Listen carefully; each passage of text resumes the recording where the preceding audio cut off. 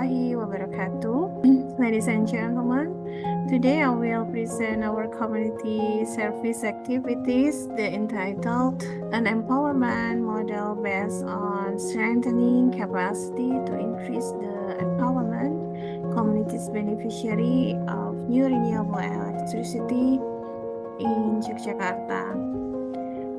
As the information, this activity is international research collaboration between Universitas Muhammadiyah Yogyakarta and the Western University, Ontario, Canada.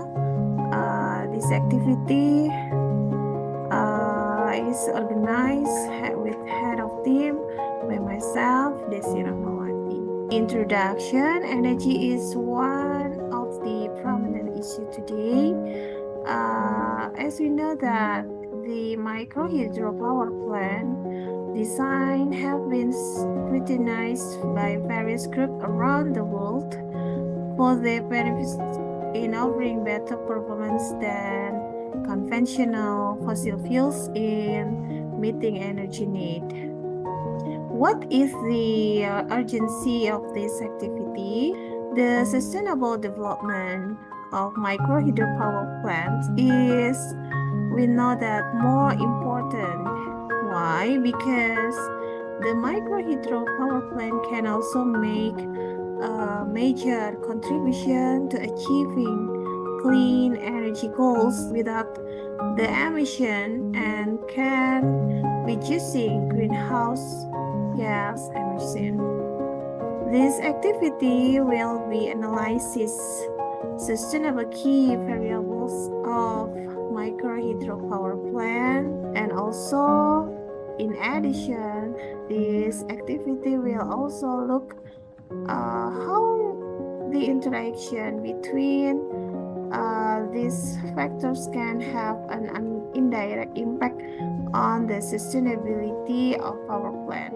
The result of this activity will expect to provide a clearer view or step that can be taken to improve the sustainability of micro hydro power plants so that they can be implemented more widely to support more environmentally friendly.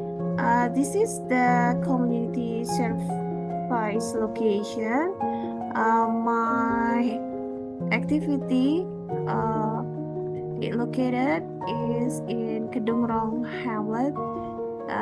That is a village. The residents of Purwoharjo village mostly farm by relying on paddy fields, gardens, and fields or moorlands. Most of the rice fields are rain-fed with 2 harvest periods a year, with corn, rice, and bean crop. But from that, there is also the trade and services sector, both trade. What is the method from this activity? I design mixed method integrated with the research based on theoretical concepts, secondary and primary data. Explorative qualitative research in this study and also in this activity services, community services, encompass an in-depth understanding of the subject and object. Mapping problems, directly observing the field, conducting in-depth interview with core and supporting source, and collecting primary and secondary data. And then, based on the urgency and then the research problem or situation and condition, and then I make analysis the internal and external environment in the sustainable development model of renewable energy in Yogyakarta, using the cross-impact multiplication applied to classification. This is the result and discussion by the MICMAC model. There are 4 quadrants consisting of quadrant 1, which is we looked at influence variables or influence variables that quadrant 2, which is relay variables that have influential properties and are very dependent. Quadrant 3 is dependent variables that have high dependence but have a little influence, and quadrant 4 is autonomous variables that have a small influence dependence. And then this is the direct key variables.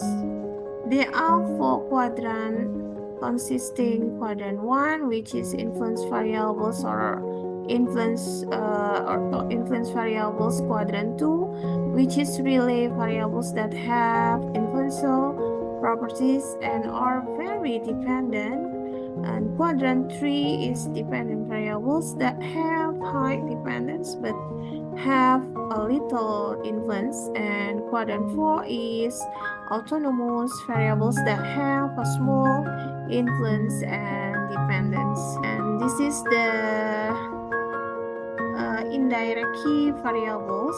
Based on this figure, some variables are in the same quadrant when compared to the direct influence quadrant. In quadrant 1, the quadrant of direct influence variables consists of PPU and then KGA and TSE variables.